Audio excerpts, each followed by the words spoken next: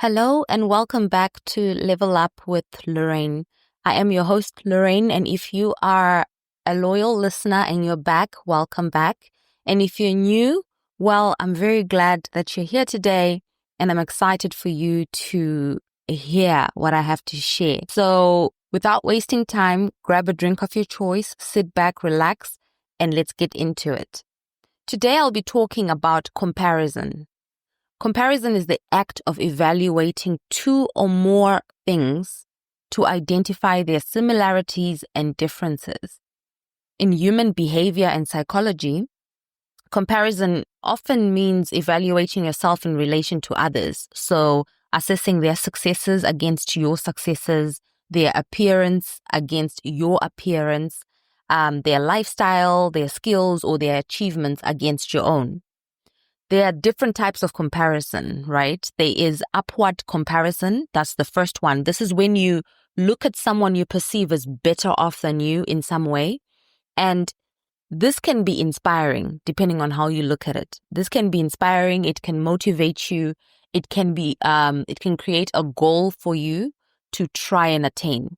Or it can be harmful, right? Because it can fuel inadequacy in you, where you look at that person and you feel like, damn, I'm inadequate. I'm not competent. Why am I not where they are? That's upward comparison, and it can foster either healthy comparison or toxic comparison. The second one is downward comparison. And this is when you're looking at someone you perceive as worse off than you. So you could be looking at someone who's going through a really tough time in their job. Either they've been let go, they're going through a divorce, they've lost a house, etc. So anyone who is you currently personally perceive as worse off than you in any of the areas I spoke about, which is success, appearance, lifestyle, skills, or their achievements. And this can foster gratitude, right? It can make you look at your own life and think, wow, I'm so lucky, I'm so blessed to have A, B, C, D, E. Or it can foster a false sense of superiority where you start to think you're better than other people. Again, the healthy way of comparing yourself in a downward comparison aspect would be to be grateful, right? To look at it with a lens of gratitude. And the toxicity would be when you start to have a false sense of superiority to that individual. The third and final one that I want to talk about is lateral comparison. Now, this one is more about comparing yourselves to your peers and, people in similar circumstances as you or similar level as you, whatever level means to you. And this can help build connection. This would be the healthy way or the healthy lens of looking at it. It helps fuel connection. We are on the same playing field. This is what we're both attaining. Let's work together. Let's collaborate. Let's share ideas, right? So that's when that's the lateral comparison, the healthy aspect to it. The unhealthy one is that it stirs up unhealthy competition. We've seen this, right? Whether it's amongst friends or relatives who were at the same level or are at the same level, and one starts to do maybe better than them. They're going through a fruitful season. They're going through their summer and you're going through your winter. They're up and you're down, etc. Right? But you perceive them to be at the same level. If you're not careful, this can conjure up feelings of competition, right? A competition that may only reside in your mind and that person doesn't even see it. And again, that can be the toxicity of lateral comparison.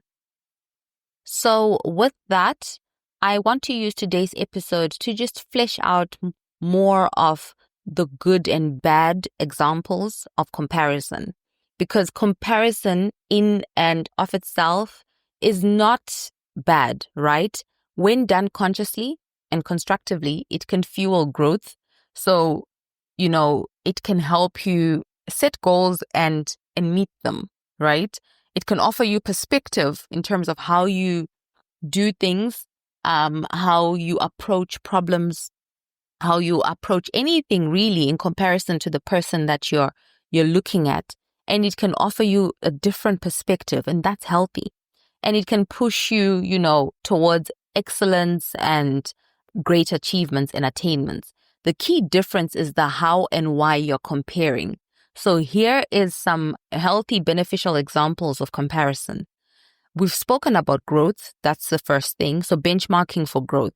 You compare your business performance to your friend or someone in one of your competitors' business performance. And that is good because it gives you objective data and direction. It's actual facts. You're looking at how they're doing. What was their profit the last 5 years? What was their marketing strategy? How have they managed to attract market share and retain it? What are you doing differently and how can you do it better?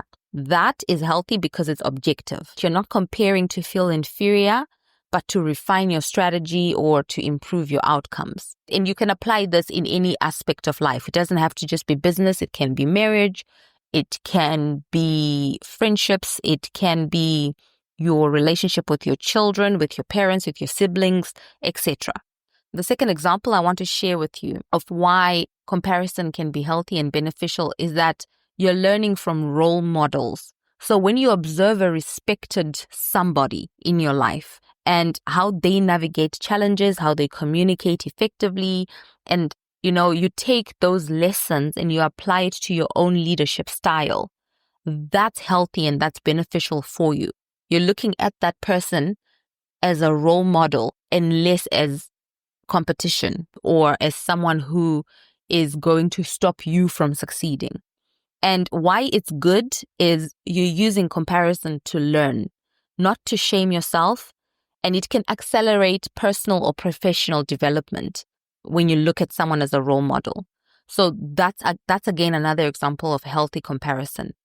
The third one is finding inspiration. We all know that we go through Instagram for different reasons. And again, I'm not a huge fan of social media because it has, created a lot of anxiety for people who don't know how to use it, and maybe even mental health issues, right? Because of this issue of comparison.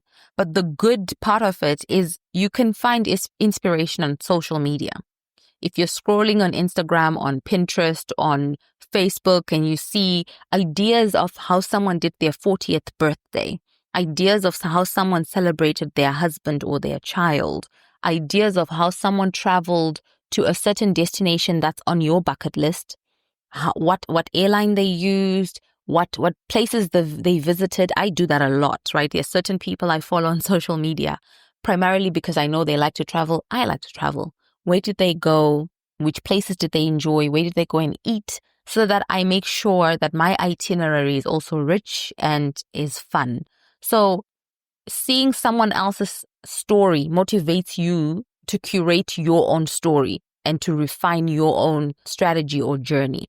And why it's good is that it sparks action. We can use fitness, for example. If you see someone on social media who's always posting how they've been consistent in their running, in going to gym, that sparks a fire in you to start action, right? Rather than envy them, it cultivates a belief that if they can do it, I can do it too. That's healthy. That's finding inspiration. And another healthy comparison example is that it fosters gratitude. So when you notice someone is struggling in an area of their life that you once took for granted, whether it's health or they are grieving a loved one or it's stability, whatever it is, it shifts your mindset from lack to appreciation. It boosts your emotional well-being and resilience. So again, comparison with that lens can help you foster gratitude. And there is healthy competition. And I'll talk about it very quickly. You and a peer can motivate each other to hit targets. Again, we'll talk about business or fitness through friendly rivalry. This is good because when it's rooted in mutual respect, in collaboration, in support, it fuels progress and accountability rather than insecurity. And we will talk about the unhealthy part of this in a minute. And I guess the moment comparison turns into self-judgment, shame, paralysis, then it's gone toxic. But when it's used to mirror, it becomes a powerful tool for growth. And I think it was important for me to start with the positive, just so that you understand that comparison is not a bad thing. It's actually good, right? It's a good way to measure success. It's a good way to set goals, to inspire you, to foster gratitude, to create healthy competition, etc., etc. But there is an ugly side to comparison, and I'll get into that just now. So, like I said, comparison at its core is a natural human behavior. It's how you gauge progress, assess risk, and identify opportunities. But when it's left unchecked, especially in this hyper-connected world where we have access to each other's lives, each other's successes, what we're all doing, it can become deeply toxic. And it can really impact your self-worth, your self-esteem, and breed dissatisfaction with your own life. I have friends and people who are very close to me who are not on social media, and they made the conscious decision to say, listen, until I can use this tool in a healthy way, currently it just gives me pressure, unnecessary pressure, and so I won't be on it. And I think I'll be better off for it mentally, emotionally, etc. And they chose themselves in that regard, and that is, it's really commendable. So let's talk about a few ways comparison becomes toxic. The first thing is it undermines your self-worth, right? When we constantly measure ourselves against curated versions, because let's be truthful, I'm not going to post an ugly picture of myself coming out of bed. I won't post when my child is having a meltdown. I won't post when I'm having a fight with my husband.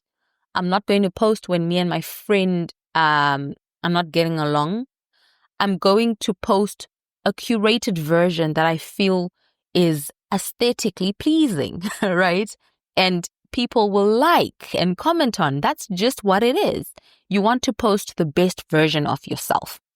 So if you're going to constantly measure yourself against the curated versions of others on social media, for example, or in careers, so someone is doing well in their career at a certain age or the same age as yourself, and you start to think that you're lagging, or they got married maybe before you, or they hit certain milestones, in quotes, whatever milestones mean to you, before you, and you start to constantly measure yourself against that, it creates unrealistic standards, right? And over time, that chips away at self-esteem.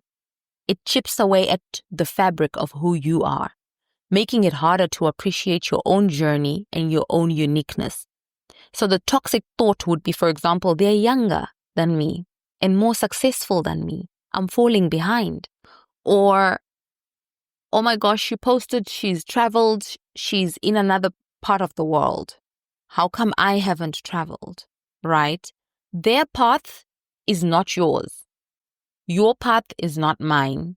And you have to therefore reframe that statement. I'm exactly where I need to be for my growth, right? And if this needs to become an affirmation for you, add it.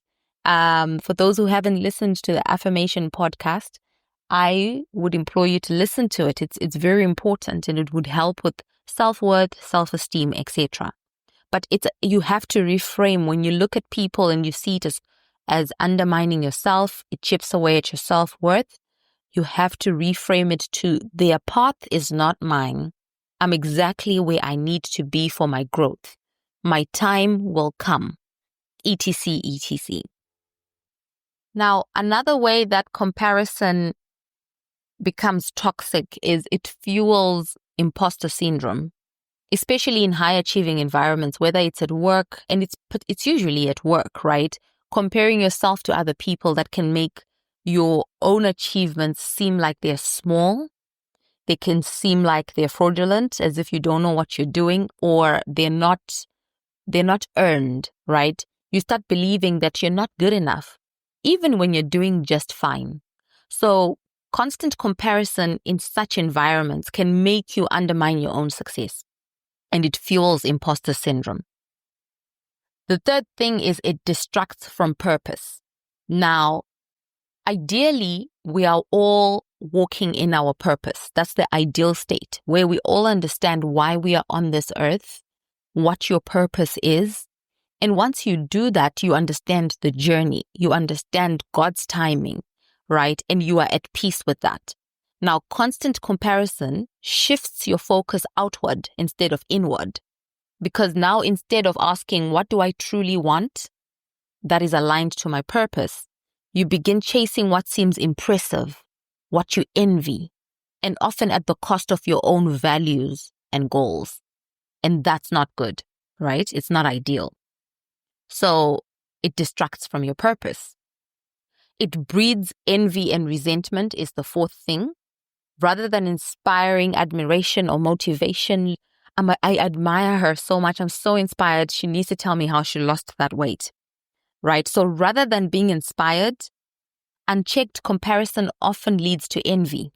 And we all know what envy is. It's when you want someone's life. You literally want, you wish they were not in it and it was you, right? You haven't worked for it. You haven't lifted a finger for it, and you are coveting it. That's envy, right? And admiration is when you look at it and think, wow, I'm inspired. I want to know how they did it so I can do it too. I believe that's the core difference, where you can actually speak to the person, give them their flowers, and ask for guidance. That's admiration. And if envy is not examined, it turns into bitterness or passive aggression. It damages relationships and can impact your mental health. It also stalls progress, that's number 5, to compare in a toxic way, because ironically, the more we compare, the less we act. You might delay launching your idea or starting your project because someone else seems more ready, right? And comparison paralyzes forward momentum. You stay stuck. So having shared all these examples of toxic comparison, what I want to share with you is that gratitude practice helps to shift focus from what's missing to what's present. Limiting social media exposure, like I said before, especially to content that triggers inadequacy. Look for inspiration. Tracking your own growth through journaling or reflection. Mindful self-compassion. So speak to yourself in a kind way, the way you would a friend. And also celebrating others without diminishing yourself. Just because someone else is winning does not mean you are losing. Just because they are ahead does not mean you're not going to catch up, right? Their success does not negate yours. So as I wrap up this episode, I just want to reiterate that comparison, when conscious and constructive, can offer perspective. But when it becomes the lens through which you see yourself, it distorts the view. Your path is valid, even if it doesn't look like anyone else's. And comparison is the thief of joy. We know this famously attributed quote from Theodore Roosevelt. It's short, but it's incredibly potent. And we live in an era of infinite scrolling, right? We're always scrolling. And we're always looking at constant highlight reels of people's achievements, their vacations, their promotions, their relationships, all perfectly curated and served to us 24/7. And in this environment, comparison doesn't just knock on the door of our minds. Sometimes it comes in uninvited. And when it does, it steals from you quietly. It steals not your money, maybe sometimes your time, but what's far more valuable is that it steals your joy. You could be proud of your progress until you see someone else's. You could feel content in your lane until you peek at someone else's lane. You could love your life until, for some reason, Instagram's algorithm shows you a shinier one. Comparison thrives on external measurement. Who's ahead of me? Who's younger? Who's beautiful? More beautiful than me? Who's richer? Who's more visible? Who's, in quotes, making it, whatever that means.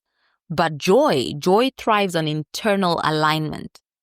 What am I doing that matters to me? Which is purpose. Am I growing in my own way? Am I honoring what's true for me? So here's the truth. You can admire without diminishing yourself. You can be inspired without copying other people. You can celebrate someone else's chapter 2021 while you're still honoring your chapter 2, 3, 4, 5. The more we fixate on someone else's success, the more we forget how far we've come. And when comparison takes the wheel, joy isn't just lost, it's pushed aside. It means you no longer care about your own joy, right? And I think it's important, like I said, to focus on gratitude, self-reflection, slowing down to celebrate your wins, however small they may be, and reclaiming your own narrative. With that, we've come to the end of the episode. I hope you found it valuable. In doing my own research and reading up and just doing some self-introspection, I learned a lot myself. If you know anyone who would find this valuable, please share with them. Please share with your network. And let me know if these topics resonate with you and what else you'd like me to talk about in the future. Until next time, continue to level up.